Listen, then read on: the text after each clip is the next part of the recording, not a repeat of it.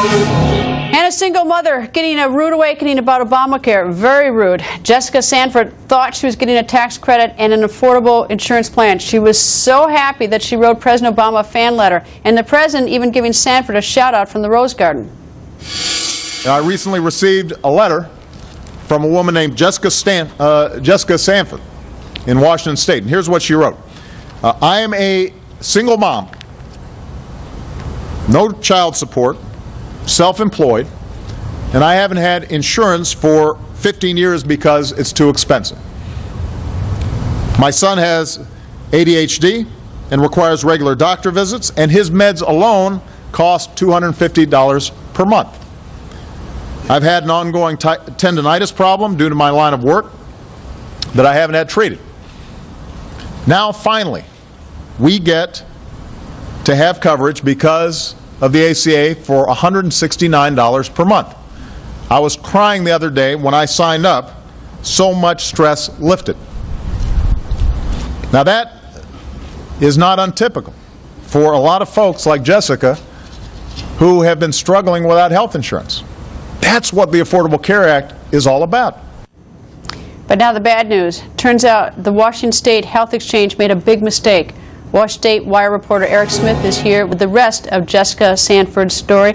Good evening, Eric, and tell me, what is the rest of the story? Did something happen to that great deal insurance for her? Within just a few days of that speech in the Rose Garden in front of the White House, Jessica Sanford started to get a terrible surprise. What happened was that the Washington State Health Exchange made a terrible mistake in its calculations. Everybody who signed up for a health insurance policy and purchased it with government subsidies during the first 23 days of operation of the website, the figures were all wrong. But that was just the start. Not too long ago, just last week, she got another letter from the State Health Care Authority saying that she doesn't qualify for any subsidy whatsoever. And what that means is that suddenly she can't afford health coverage. She's going to have to go without. So she's going to pay that $95 of tax, is that right? She says that she has no choice. The trouble is that the insurance policies that are available under Obamacare, when you don't have the tax credit, they're simply too expensive. The best that she'd be able to get is a bronze plan. The deductibles are so high that she simply wouldn't be able to afford the health insurance.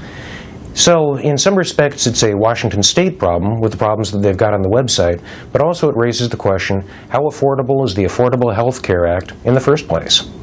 As an aside, the original mistake on the website, this is a state-created exchange, right, not a federal. So, I mean, believe me, I'm willing to blame the federal exchange when appropriate, but this is something that, I mean, besides the problem with the program, the misunderstanding was originally the Washington State exchange, but that's separate from the issue is that it's not affordable for her once she actually got through all the exchange issues, right?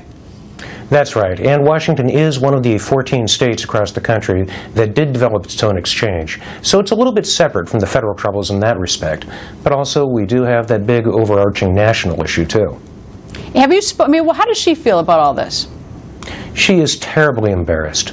Just think, your name is used by the president on national television, you're held up as an example of somebody that the Affordable Care Act is going to help, and suddenly the rug is yanked out from underneath you. She says that while that was one of the most proudest moments of her entire life, right now she kind of feels like crawling underneath a rock.